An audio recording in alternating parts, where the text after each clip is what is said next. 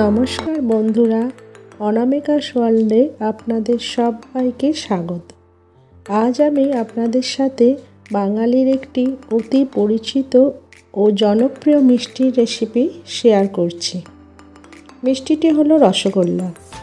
কয়েকটি tips follow করলেই দোকানের মতো পারফেক্ট ও স্পঞ্জি রসগোল্লা আমরা বাড়িতেই সহজেই বানিয়ে ফেলতে পারি।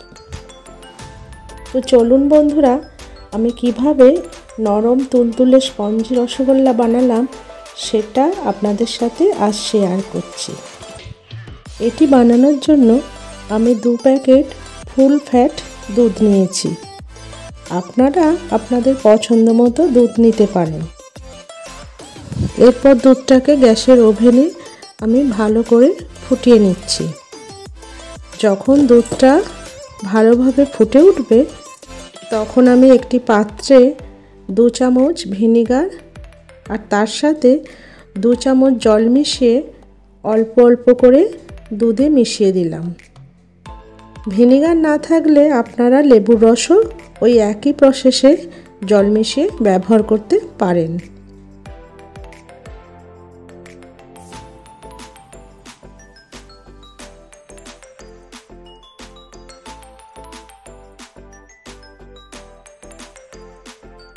একটা সময় পর দেখলাম দুধটা পুরোপুরিভাবে ছানা হয়ে গিয়েছে। এরপর একটা পাতলা সুতির কাপড়ে ছাঁকার জন্য ছানার জলটাকে আমি ঢেলে নিলাম। লক্ষ্য রাখতে হবে কাপড়টা যেন মোটা না হয়, কারণ মোটা হলে ছানার জল পুরোপুরিভাবে বেরোবে না।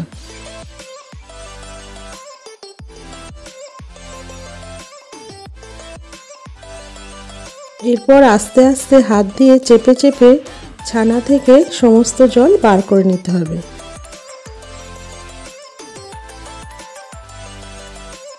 তবে লক্ষ্য রাখতে হবে খুব বেশি চেপে জল যেন ছানা থেকে বের না হয়, কারণ বেশি চেপে জল বেরিয়ে গেলে ছানার মধ্যে যে অতিরিক্ত ময়েশ্চার বেরিয়ে যাওয়ার ফলে রসগোল্লা শক্ত হবে।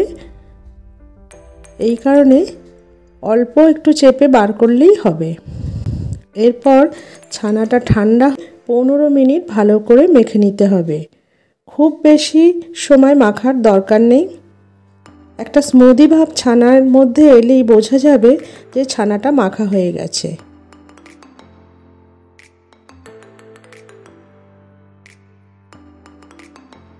দেখুন এইভাবে এরকম একটা ভাব এসছে। এরপর আমি ছানা থেকে লেচি কেটে 10টা বল বানিয়ে নিয়েছি।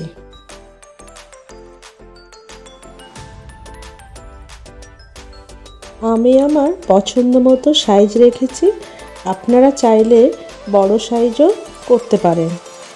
এবার আমি অন্য একটি পাত্রে 2 কাপ চিনির সাথে 4 কাপ জল মিশিয়ে একটা শিরা বা রসগোল্লার রসকে বানিয়ে নিলাম। রসগোল্লার রস খুব পাতলা হয়। এই রস পাতলা হলেই তবেই রসগোল্লা ভালোভাবে ফুলে ওঠে ও রসগোল্লার মধ্যে স্পঞ্জ ভাবটা তৈরি হয়। যখন শিরাটা পুরোপুরিভাবে তৈরি, সেই সময় আমি এক এক করে রসগোল্লার বলগুলো রসের মধ্যে ছেড়ে দিলাম। এরপর আমি একটা ঢাকনা দিয়ে মিনিট 15 ওটাকে সেদ্ধ হতে দিলাম। এই সময় গ্যাসের আঁচ কিন্তু ফুল ফ্লেমেই থাকবে। 15 মিনিট পর আমি ঢাকনাটা খুলে রসগোল্লাগুলোকে একটু উল্টে দিলাম যাতে এটা পুরোপুরিভাবে সেদ্ধ হয়। তবে লক্ষ্য রাখতে হবে এই সময় যে রসগোল্লার রসটা যেন ঘন না হয়। যদি দেখেন আপনারা এটা ঘন হয়ে গেছে, তাহলে আপনারা অল্প একটু গরম জলও এতে মিশিয়ে দিতে পারেন, কারণ রসগোল্লার রস ঘন হলে সেই রসগোল্লা ভালোভাবে তৈরি হবে না। এইভাবে আধ ঘন্টা পর আমি ঢাকনা খুলে দেখছি পুরোপুরিভাবে সেদ্ধ হয়ে গেছে এবং কি সুন্দর ফুলে উঠেছে দেখুন বন্ধুরা। তো এরপর আমি গ্যাসের ওভেন বন্ধ করে এটাকে নামিয়ে নিলাম। নামিয়ে ঠান্ডা হতে দিলাম। এবার কি সুন্দর আপনাদের কেটে দেখাচ্ছি কতটা স্পঞ্জি ভাব এসছে রসগোল্লাগুলোর মধ্যে। প্রত্যেকটা রসগোল্লাই খুব সুন্দর হয়েছে। তো চলুন বন্ধুরা, আপনারাও এই একই প্রসেসে বাড়িতে বানিয়ে ফেলুন আর কমেন্টে আমাকে জানান আপনাদের মিষ্টি কেমন হয়েছে। ভিডিওটি ভালো লাগলে লাইক করবেন, শেয়ার করবেন আর সাবস্ক্রাইব করে আমার পাশে থাকবেন। নমস্কার।